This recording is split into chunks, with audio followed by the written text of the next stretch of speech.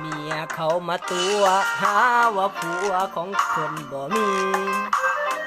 เฮ็ดเสียงเซ็กซี่ปันสาว14 15 16ตัวคักตัวแน่ซ้ำมาแจ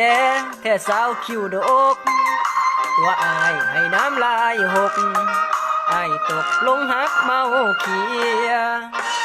มักเล่นมือถือปันสาวขี้ดื้อแท้นอเฮาโหจักบ่ลองแต่ยังคิดต่อเป็นหมอสละเอียอยากเป็นเจ้าของแต่ย่านลูกสองของเมียคิดหลายจนใจอ้ายเสีย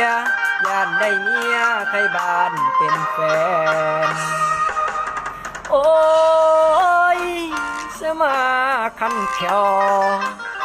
โตอ้ายเบิ่งแล้วเบิ่งแอวเบิ่งขาเบิ่งแขนเป็นตาสะอ้อนอ้ายอยากสินอนกอดเนื้อแน่นๆของไผอยากได้เป็นแฟนอ้ายอยากเฮ็ดแทนคือสิบ่ได้